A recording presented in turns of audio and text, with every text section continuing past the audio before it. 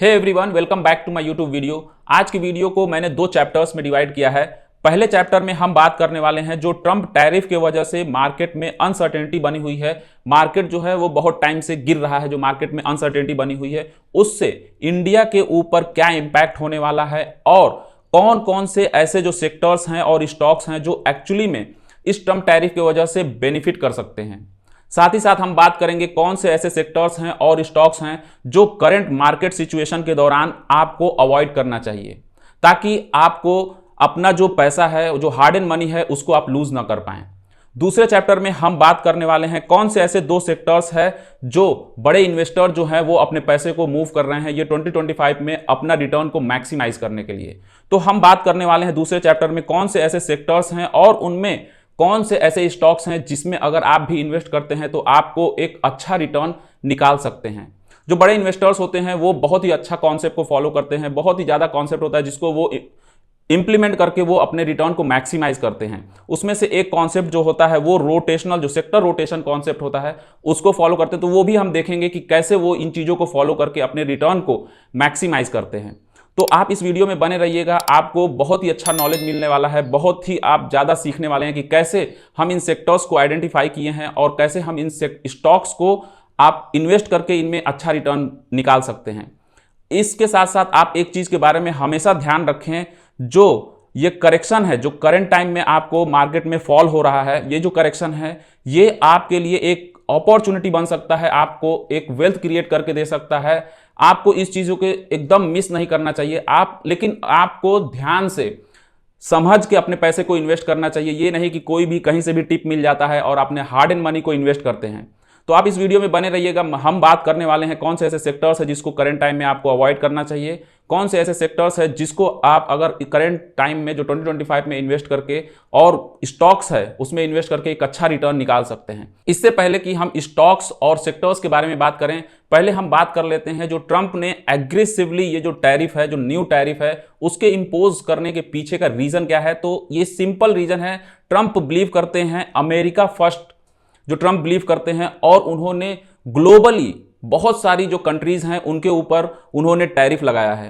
Actually में starting में मुझे ऐसा लगा कि जो ट्रंप ने जो टैरिफ लगाया है वो फ्लैट टैरिफ है, लेकिन मुझे एक्चुअली मैं एक आर्टिकल को पढ़ रहा था, वहां से मुझे पता चला है कि ट्रंप ने जो ये टैरिफ लगाया है वो एडिशनल टैरिफ है, वो एग्जिस्टिंग टैरिफ के ऊपर जो टैरिफ लगता है वो टैरिफ है।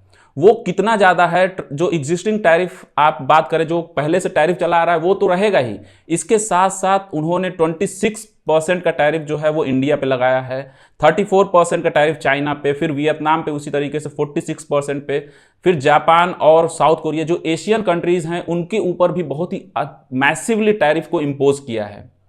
तो ये दिखाता है कि जो ट्रंप है वो अमेरिकन फर्स्ट पे ज़्यादा रिलाई करते हैं। उनका जो सेकेंड टर्म है जो ये आए हैं वो, क्योंकि यूएस की इकोनॉमी जो है वो अच्छी नहीं कर रही है। अगर हम यूएस की इकोनॉमी के बारे में बात करें तो यूएस जो करंट टाइम में है वो मैसिव जो है वो डेट पे है, वो 35.5 ट्रिलियन डॉलर के वो डेट करेंटली उनके ऊपर है, जिसमें वो $1 ट्रिलियन पर ईयर जो है वो इंटरेस्ट पे करते हैं। तो यहां से आप देख सकते हैं कि वो कितना ज़्यादा इंटरेस्ट पे करते हैं और उन्हीं की कंट्री में जो कंपनीज हैं जैसे नाइकी हो गई, एडिडास हो गई, ये जो कंपनी, बड़ी बड़ी कंपनी जो है वो अपनी मैन्युफैक्चरिंग जो है वो आउटसाइड द यूएस करते हैं, जिससे क्या होता है कि उनकी जो लेबर कॉस्ट होती है वो कम होती है और वो अपने प्रॉफिट को, जो कंपनी होती हैं वो अपने प्रॉफिट को मैक्सिमाइज करती हैं। लेकिन यहीं पे ट्रंप आते हैं और कहते हैं कि नहीं भाई, हमने टैरिफ को, उनका टैरिफ लगाने के पीछे का रीजन ही यही है कि जो ये कंपनी बाहर मैन्युफैक्चरिंग कर रही हैं उनको यूएस में ले आएं और जब वो प्रॉफिट अर्न करेंगी तो उससे यूएस को भी अपना इकोनॉमी को इंप्रूव करने में हेल्प मिलेगी। तो ये इन्हीं चीज़ों से जो टैरिफ के ट्रंप है, इसी सुनामी की वजह से जो मार्केट में करेक्शन आपको देखने को मिला है, 15-17% की करेक्शन आपको देखने को मिला है। लेकिन इसके साथ साथ अगर ये करेक्शन है तो यहाँ आपको अपॉर्चुनिटीज भी देखने को मिलेंगी। कुछ ऐसे सेक्टर्स हैं ऐसे सेक्टर्स हैं जो अगर यूएस पे रिलाय नहीं करते हैं, वो सेक्टर्स हैं जिससे आपको अच्छा रिटर्न निकाल सकते हैं। आप उनमें इन्वेस्ट करके करंट टाइम सिचुएशन में जो अब मार्केट फॉल कर रहा है, मार्केट जो है लगातार गिर रहा है, तो आप उन स्टॉक्स को और उन सेक्टर्स को अवॉइड करें जो यूएस के ऊपर ज़्यादा डिपेंडेंसी है।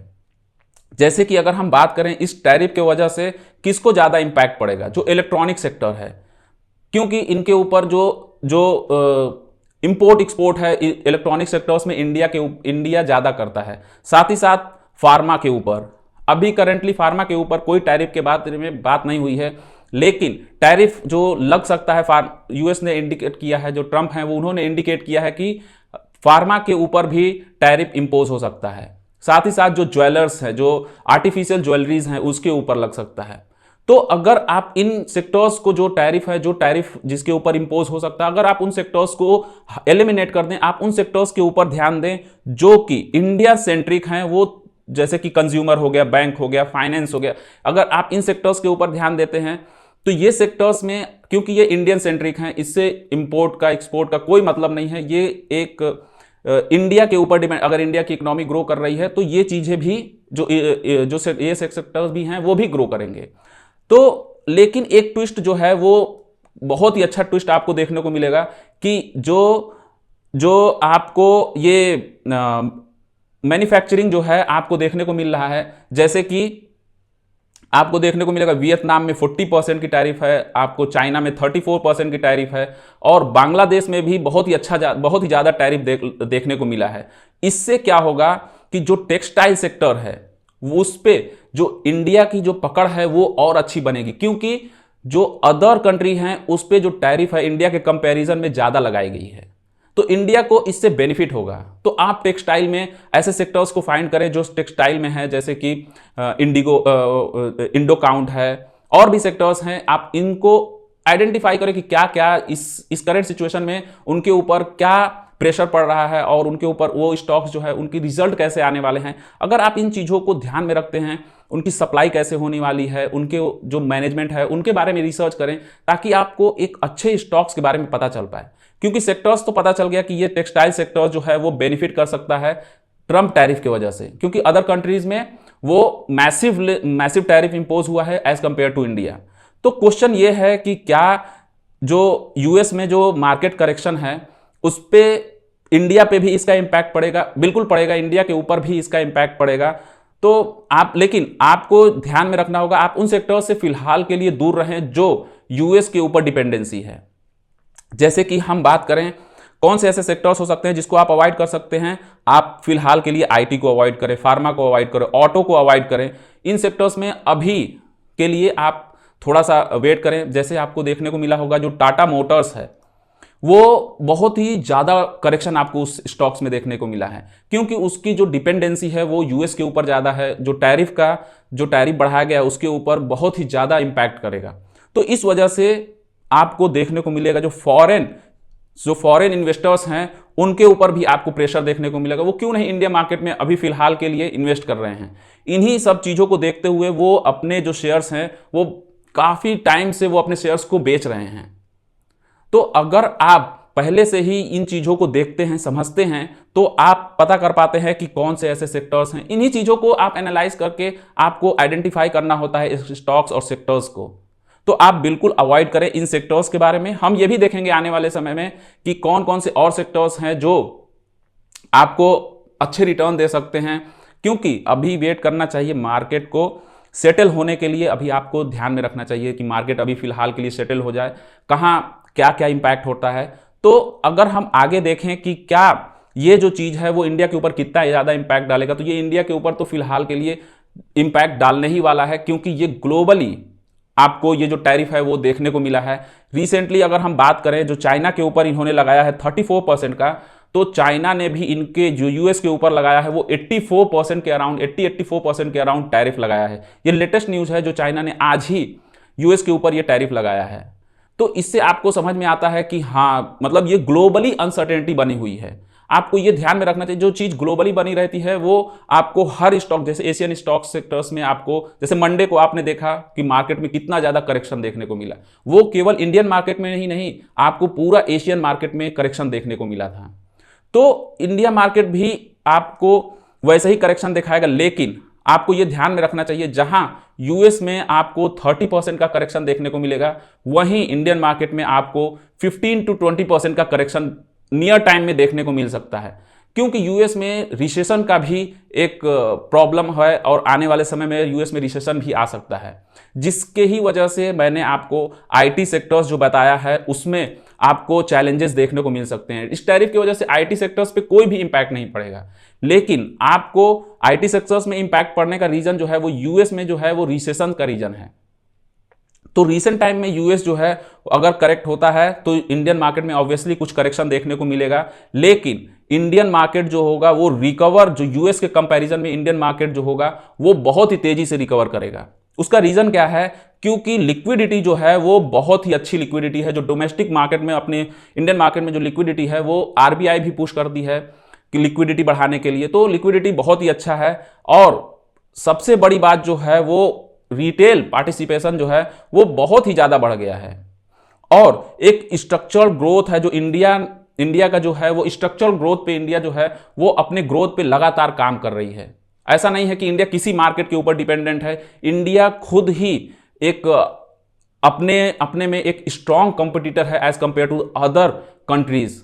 ये बहुत ही अच्छा साइन है जो इन्वेस्टर्स को ट्रस्ट देती है। इंडियन इकोनॉमी बहुत ही वेल पोजीशन है करंट मार्केट सिचुएशन के, आप इसीलिए जो है वो यूएस जो है आपको करेक्शन ज्यादा देखने को मिलेगा, इंडिया में आपको करेक्शन उतना ज्यादा नहीं देखने को मिलेगा। तो करेक्शन जो है वो एक अपॉर्चुनिटी है। आप करंट टाइम के जो करेक्शन है उसको एक अपॉर्चुनिटी के तरीके से आप ट्रीट करें, ना कि आप पैनिक हो और अपने जो इन्वेस्ट, जिसमें आपने जिस स्टॉक्स और सेक्टर्स में आपने इन्वेस्ट किया है उसको पैनिक करके सेल कर दें। तो आप सोच रहे होंगे कि कौन सा ऐसा सेक्टर है जो इस मार्केट करेक्शन के दौरान भी आपको अच्छा रिटर्न निकाल के दे सकता है। तो वो सेक्टर है जो आपको बहुत ही अच्छा रिटर्न निकाल के दे सकता है इस मार्केट करेक्शन के दौरान भी, वो है कंजप्शन सेक्टर्स। और ये ऐसा सेक्टर है जो एवरग्रीन सेक्टर है।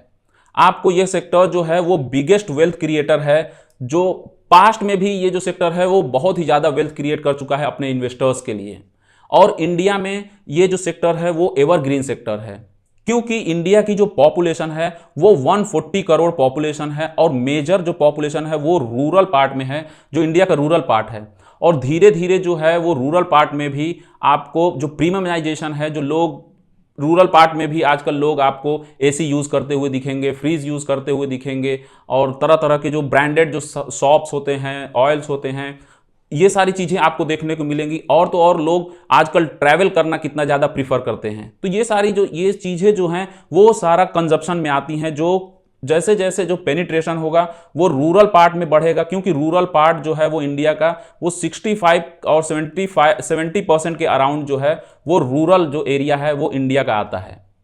तो सोचिए कितना ज्यादा अपॉर्चुनिटी है अगर ये पेनिट्रेशन रूरल पार्ट में हो जाता है तो। और तो नॉर्मल चीजें तो यूज होती ही हैं, जैसे आपने देखा होगा कि जो साबुन है, जो तेल है, वो तो चीजें यूज हो ही रही हैं। इसके साथ साथ जो है वो आपका इनकम लेवल जो है वो बढ़ रहा है। क्योंकि जो व्हाइट कॉलर जॉब हैं वो बढ़ रही हैं। जैसे जैसे जॉब बढ़ेंगी वैसे वैसे जो इनकम बढ़ेगा। आप इनकम बढ़ने का एक और रीजन आपने रिसेंटली जो बजट में आपको देखने को मिला, जो 12 लाख से आपका जो नीचे हैं, 12,75,000 से जो भी सैलरीड एम्प्लॉयड जो नीचे हैं उनको अब टैक्स नहीं पे करना पड़ेगा। तो वो कहाँ जाएगा? वो सारी चीज़ें जो यूज़ करेंगे, वो ट्रैवल ज़्यादा करेंगे, वो अच्छी अच्छी चीज़ों खरीदेंगे पहनने के लिए, वो अच्छी अच्छी चीज़ों को खाएंगे। तो अल्टीमेटली वो इसी कंजम्पशन को यूज़ कर रहे हैं। तो अगर आपको ये सेक्टर पसंद आता है तो आप इसमें अगर इन्वेस्ट करते हैं, मान लीजिए आप 10 साल के लिए इन्वेस्ट करते हैं, 20 साल के लिए इन्वेस्ट करते हैं, 30 साल के लिए, ये सेक्टर एवरग्रीन सेक्टर्स है और ये लॉन्ग टर्म के लिए बहुत अच्छा है। अगर हम बात करें जो राइजिंग आपका जो बढ़ रहा है, आपका स्पेंडिंग जो बढ़ रहा है, अगर आप ट्रैवल करेंगे तो उसमें आप एयर टिकट देंगे, कोई ना कोई एयरलाइंस यूज करेंगे, तो स्पेंडिंग इसके साथ साथ बढ़ रही है। और लोग जो है वो अनब्रांडेड की जगह आप ब्रांडेड लोग प्रीफर कर रहे हैं।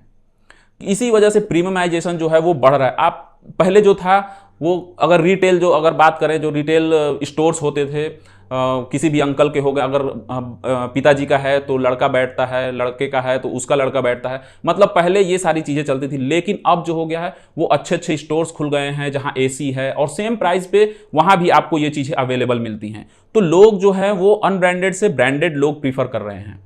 अगर हम सबसे इंपॉर्टेंट की बारे में बात करें तो जो गवर्नमेंट है वो इंप्रूव कर रही है, स्टैंडर्ड ऑफ लिविंग जो है वो इंप्रूव कर रही है मिडिल क्लास की। वो कैसे? ऐसे ही जो आपने टैक्स देखा है उन्होंने कम किया है, इससे क्या होगा? कंजम्पशन बढ़ेगा। रिटेल जो होंगे या जो हमारे जैसे और आपके जैसे जो लोग हैं वो क्या करेंगे, वो ज़्यादा से ज़्यादा खर्चा करेंगे अच्छे खाने में, अच्छा पहनने में। तो यहाँ क्या हो गया, जो गवर्नमेंट ने पुश किया आपको खर्चा करने के लिए।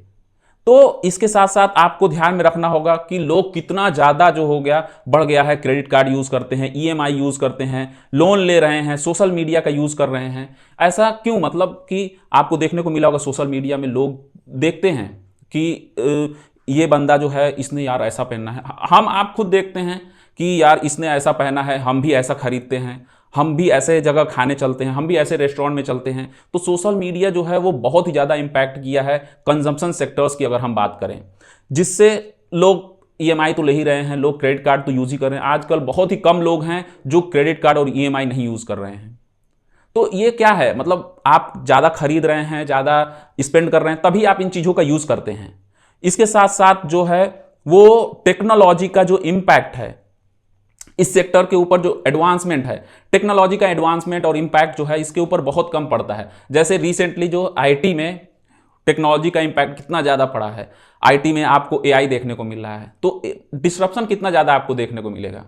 इसी तरीके से अगर हम बात करें कंजप्शन में, तो कंजप्शन में जो टेक्नोलॉजी का जो इन्वॉल्वमेंट है वो कम से कम है। प्रोडक्ट लेवल पे तो नाम मात्र का है, लेकिन डिस्ट्रीब्यूशन लेवल पे आपको थोड़ा बहुत देखना होगा कि वहां तो रहता है, लेकिन प्रोडक्ट जो होंगे, जो कंज्यूमर, जो एंड यूजर जो यूज करते हैं, वहां जो टेक्नोलॉजी का जो इम्पैक्ट होगा वो बहुत ही कम होता है। साथ ही साथ जो होता है वो हाई प्रॉफिटेबल बिजनेस है। ये जो कैश फ्लो है वो बहुत ही कैश जनरेटेड होती है। जैसे आप एचयूएल को देख लें, आप नेस्ले को देख लें, ये जो कंपनी है वो कैश जनरेटिंग मशीन है। कितना ज़्यादा इनका जो बिजनेस है वो प्रॉफिटेबल बिजनेस है। और तो और ये जो रेगुलेटेड होता है, ये जो सेक्टर है वो इतना ज़्यादा कम रेगुलेटेड है। गवर्नमेंट जो होता है, इसका गवर्नमेंट का जो इन्वॉल्वमेंट है इस सेक्टर्स में बहुत ही कम है, जिससे ये सेक्टर्स बहुत ही अच्छा कैश जनरेट कर पाता है। ये सेक्टर बहुत ही ज़्यादा प्रॉफिट जनरेट कर पाता है। तो जैसे जैसे प्रीमियमाइजेशन बढ़ेगा, जैसे जैसे स्पेंडिंग बढ़ेगी, ये सेक्टर्स ऑटोमेटिकली, इस सेक्टर्स की इंप्रूवमेंट होगी।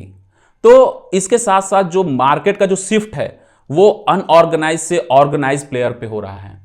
जैसे कि अगर मैं आपको एक एग्जांपल दूं, रिसेंटली पहले क्या होता था कि लोग जो होते थे वो फुटपाथ पे जो कपड़े होता था, वो ठेले पे मिलता था, वो लोग खरीदते थे, लेकिन उसको सोशल मीडिया के ऊपर नहीं डाल पाते थे, उसको लोगों को नहीं दिखा पाते थे। लेकिन वही चीज क्या होगा, सेम प्राइस पे सेम चीज आपको एक मॉल में मिल रही है। जैसे कि अगर मैं आपको एग्जांपल दूं तो ट्रेंड जैसी कंपनी, ये कंपनी मॉल में ही एसी में उसी कपड़े को रख के, उसी तरीके के डिजाइन को रख के वो सेल करते हैं, और उनकी जो आप ग्रोथ देख सकते हैं वो कितनी ज्यादा ग्रोथ है। तो लोग जो है अनब्रांडेड से ब्रांडेड में मूव कर रहे हैं, लोग जो है वो फैंसी चीजों पे मूव कर रहे हैं, लोग जो प्रीमियमाइजेशन पे जो है वो मूव कर रहे हैं। तो कितना ज्यादा शिफ्ट हो रहा है जो पहले के कंपैरिजन में। अब पहले जो था, हमारे जो दादा थे, बाबा थे, ये लोग तो सेविंग करते थे, लेकिन अब जो लोग हैं, जैसे कि जो लड़के हैं, जो नए नए न्यू जनरेशन के जो लड़के हैं, से हम आप हो गए, वो ज़्यादा ध्यान देते हैं स्पेंडिंग पे, ज़्यादा ध्यान देते हैं, वो सेविंग पे तो बिल्कुल भी ध्यान नहीं देते हैं। तो ये सब चीज़ें जब जैसे जैसे बदलेंगी, ये सेक्टर्स में कितना ज़्यादा आपको इंप्रूवमेंट देखने को मिलेगा, ये सेक्टर्स में कितना ज़्यादा मैसिव ग्रोथ देखने को मिलेगा।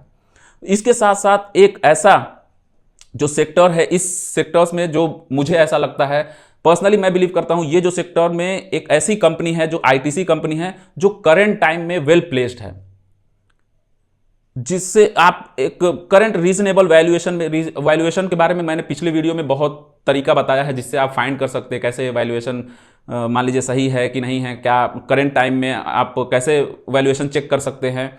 इसके वैल्यूएशन के साथ साथ आपको ये जो कंपनी है वो आपको 3.45% का आपको डिविडेंड यील्ड देती है, जो कि बहुत ही अच्छा है। आपको एचसीएल भी देता है 4% का, करंट जो करेक्शन देखने को मिला है उसमें आपको एचसीएल का 4% का डिविडेंड यील्ड है। लेकिन अभी जो है आईटी में बहुत ही ज़्यादा प्रेशर है, तो आप उस पर ध्यान ना देके आप एक ऐसी कंपनी को सेलेक्ट करें जो इस सेक्टर में काम करता हो और एक वेल पोजीशन हो, जिसका वैल्यूएशन जो है वो अच्छा हो। उसी तरीके की मैं बहुत सारी कंपनी को यहाँ आपके ऊपर, जो स्मॉल कैप और मिड कैप में काम कर रही हैं, जो लार्ज कैप में हैं, ये सारी कंपनी को मैंने यहाँ मेंशन किया है।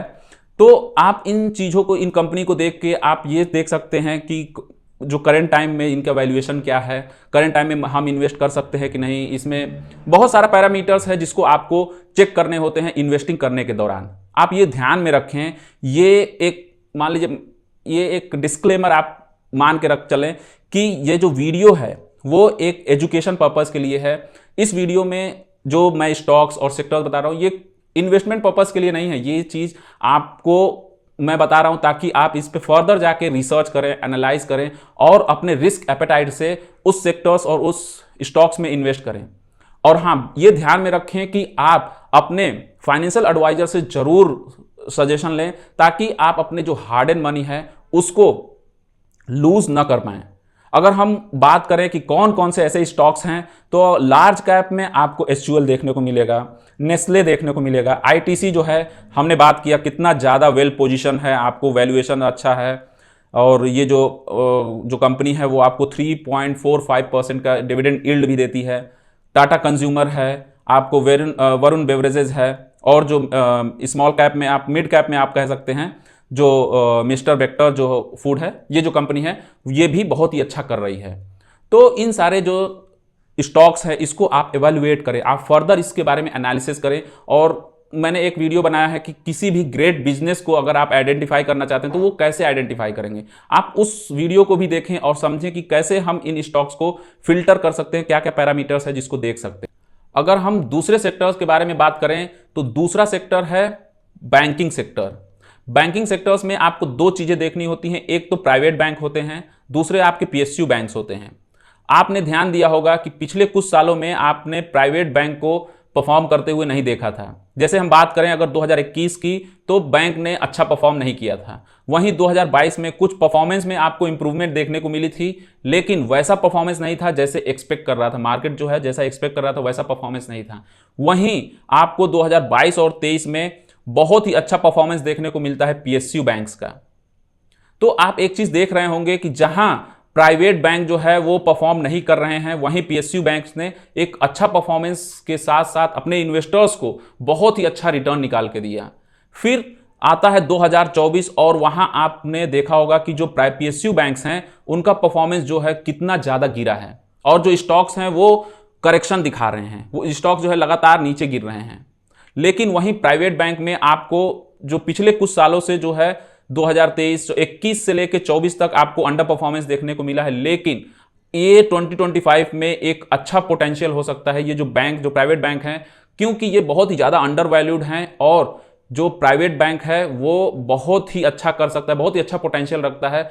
और ये भी आप एक रीजन देख सकते हैं, जो सेक्टर रोटेशन होता है पिछले कुछ सालों में पीएसयू बैंक भी परफॉर्म कर चुका है। आप देखे होंगे कि जो एनर्जी थीम भी है वो भी अच्छा परफॉर्म कर चुका है। लेकिन ये जो प्राइवेट बैंक है पिछले कुछ सालों से अभी तक परफॉर्म नहीं किए हैं, लेकिन अब जो है ये एक बहुत ही अच्छा साइन मिल रहा है कि ये जो प्राइवेट बैंक है वो एक बहुत ही अच्छा रिटर्न निकाल के दे सकते हैं आने वाले कुछ सालों में, और 2025 में तो आपको बहुत ही अच्छा वेल पोजीशन देखने को मिलेंगे। अगर हम बात करें निफ्टी जो बैंक है, ये एक ऐसा आपको जो निफ्टी बैंक है उसमें जो प्राइवेट बैंक है उसमें आपको 5 और अराउंड 6% का आपको, जहां निफ्टी 15% से ड्रॉप हुआ है, वहीं ये जो निफ्टी बैंक है वो 5-6% से आपको करेक्शन दिखाया है। तो आप देख सकते हैं कितना ज्यादा वेल पोजीशन है। इसके साथ साथ जो पीई रेशियो है, जो निफ्टी बैंक का पीई है वो 13 है और प्राइस टू बुक जो है वो 2.2 है। कितना ज्यादा फेयर वैल्यूएशंस पे इस समय जो निफ्टी बैंक है वो ट्रेड कर रहा है। इसमें आपको जो जितने भी प्राइवेट बैंक हैं वो बहुत ही अच्छा वेल पोजीशंस हैं, जो कि 2025 में आपको एक अच्छा रिटर्न निकाल के देख सकते हैं। क्योंकि ये एक ऐसा सेक्टर है जो अभी तक अंडर वैल्यूड है और लोग अभी तक, आपने एचडीएफसी बैंक को देखा होगा, अगर आप चार्ट एचडीएफसी बैंक का देखें तो आपको 2021-22 से 2025 अभी तक आपको ज्यादा रिटर्न देखने को नहीं मिलेगा। यही रीजन है। लेकिन अब जो है वो बहुत ही अच्छा वेल पोजीशन है, जो अब क्वार्टरली जो रिजल्ट आएंगे वहां आपको ये चीजें और भी क्लियर देखने को मिलेगी। तो जो मोस्ट प्राइवेट जो बैंक हैं वो ट्रेड कर रहे हैं, वो अपने 5 और 10 साल जो मीडियन पीई है उससे नीचे ये जो प्राइवेट बैंक हैं वो ट्रेड कर रहे हैं, जो कि हिस्टोरिकली एक बहुत ही अच्छा ट्रिगर है, बहुत ही अच्छा साइन है जो आपको अपसाइड पोटेंशियल देता है, जो है वो बैंक ऊपर जाने के लिए, मतलब अच्छा रिटर्न देने के लिए ये एक बहुत ही अच्छा साइन है। क्योंकि जो ये वैल्यूएशन का सबसे अच्छा पैरामीटर्स है, अगर कोई भी कंपनी अपनी जो मीडियन, जो 5 और 10 साल जो मीडियन पीई के अराउंड होती है, तो वो एक बहुत ही अच्छा साइन होता है उस कंपनी में इन्वेस्ट करने के लिए वैल्यूएशन के हिसाब से भी।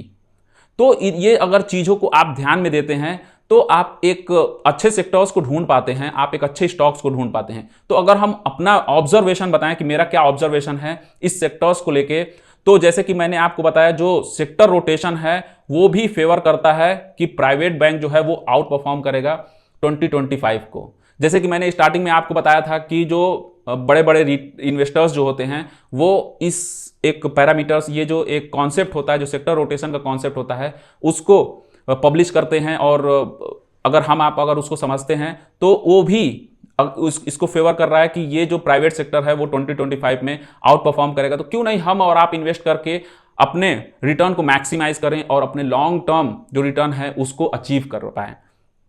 तो इसके साथ साथ जो प्राइवेट बैंक है वो फंडामेंटली बहुत ही स्ट्रांग है और डीपली अंडर वैल्यूड है। इस समय में ऐसा सेक्टर है, ये जो बैंक सेक्टर ऐसा सेक्टर है जो डीपली अंडर वैल्यूड है और साथ ही साथ बहुत ही ज्यादा स्ट्रांग है। अगर आप लार्ज कैप में बात करें, आप एचडीएफसी को देख लें, इसमें लार्ज कैप में कितना ज्यादा फंडामेंटली स्ट्रांग कंपनी है। आईसीआईसीआई बैंक देख लें, कोटक देखें, आप एक्सिस बैंक देखें, ये सब कंपनी फंडामेंटली कितनी ज्यादा स्ट्रांग है।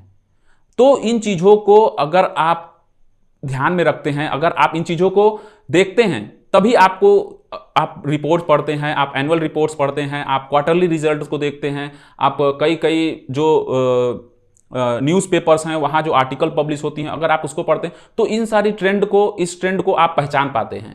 अगर हम ये भी बात करेंगे, देखिए जो अंडर परफॉर्मेंस है और जो वैल्यूएशन है, अगर ये दोनों मिल जाता है तो आपको बहुत ही अच्छा पोटेंशियल मिलता है।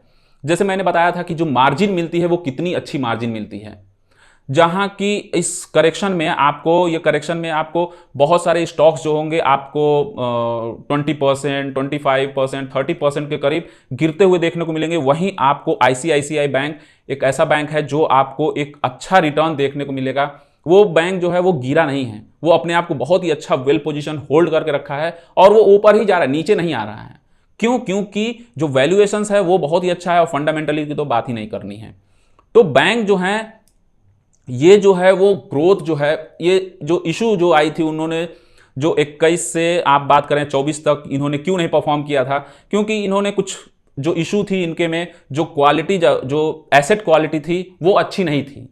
तो जाहिर सी बात है अगर रिजल्ट्स अच्छा नहीं है, परफॉर्मेंस अच्छा नहीं है, तो ऑब्वियस सी बात है कि स्टॉक जो है वो अच्छा परफॉर्म नहीं करेगा, स्टॉक जो है वो रिटर्न नहीं देगा। इसी की रीजन है कि जो एचडीएफसी जो है वो अच्छा रिटर्न अभी तक नहीं दे पाया है। तो ये जो आप चीजों को देखते हैं, इन चीजों से आप सीखते हैं कि हाँ कैसे कैसे हम कोई भी स्टॉक्स को सेलेक्ट कर सकते हैं। ये चीजें अगर आप फंडामेंटली स्ट्रांग अगर कंपनी मिलती है, अगर अच्छा स्ट्रांग के साथ साथ वैल्यूएशन भी अच्छा मिलता है, तो एक बहुत ही अच्छा साइन है। इसके साथ साथ अगर आप बैंकिंग सेक्टर में ही स्मॉल और मिड कैप में देखें तो आपको जो फेडरल बैंक है ये एक बहुत ही अच्छा वेल पोजिशन बैंक है, जो आपको एक बहुत ही अच्छा लॉन्ग टर्म में आपको एक अच्छा रिटर्न निकाल के दे सकता है। साथ ही साथ आरबीएल बैंक है और करुण वैश्य बैंक है। तो ये सारे जो इन सेक्टर्स में ये जो स्टॉक्स हैं, इतने स्टॉक्स जो हैं, ये आप लार्ज कैप और मिड कैप जो ये स्टॉक्स हैं, ये इसको आप फर्दर एनालाइज करें, फर्दर आप इन चीज़ों को, आप इनकी वैल्यूएशंस को चेक करें, आप अपना रिस्क देखें, उसके बाद आप इसमें अगर आपको पोजीशन बनाना है तो आप पोजीशन बनाएं। लेकिन एक चीज़ ध्यान में रखें कि ये जो वीडियो है वो आपको एजुकेशन पर्पस के लिए है। ये कोई भी आपको ये बाई और सेल का कोई भी रिकमेंडेशन ये वीडियो आपको नहीं देता है। ये वीडियो प्योरली एजुकेशन पर्पस के लिए है। और आप एक चीज़ को हमेशा ध्यान में रखें कि अगर किसी भी इंसान को, जैसे मान लीजिए आप हैं, अगर आपको कोई भी फिश जो है एक दिन के लिए, एक फिश आपको एक दिन के लिए देता है, तो वो आप एक दिन पका के खा लेंगे और आप उसके बाद फिर क्या करेंगे। लेकिन अगर आपको कोई सिखा देता है कि फिशिंग कैसे की जाती है, तो आप जो है वो रोज आप फिश मार के, मतलब फिशिंग करके, आप अपना जो पेट को रोज भर सकते हैं, आप किसी के ऊपर डिपेंडेंट नहीं रहते हैं। उसी तरीके से नॉलेज होता है। अगर आप अच्छे नॉलेज के साथ साथ अगर आप किसी भी स्टॉक्स में इन्वेस्ट करते हैं तो आपको एक कन्विक्शन मिलता है। आप टिप्स और ट्रिक्स पे रिलाय बिल्कुल भी ना हो, क्योंकि आप लॉन्ग टर्म के लिए इन्वेस्ट कर रहे होते हैं। तो अगर ये वीडियो जो है वो आपको हेल्पफुल लगी हो तो आप इस वीडियो को लाइक करें और इस चैनल को सब्सक्राइब करना ना भूलें। हाँ, इन सेक्टर्स को, इन स्टॉक्स को आप जरूर एनालाइज करें और उन फ्रेंड्स के साथ जरूर शेयर करें जो ये चीज़ें सीख रहे हैं, जो स्टॉक्स मार्केट में नए हैं या फिर एक्सपीरियंस इन्वेस्टर्स हैं और अभी परेशान हैं कि यार कौन सा सेक्टर्स में इन्वेस्ट करें, कौन से स्टॉक्स में इन्वेस्ट करें, तो उनको भी एक आइडिया मिलेगा। तो मिलते हैं अगले वीडियो में। Till then take care.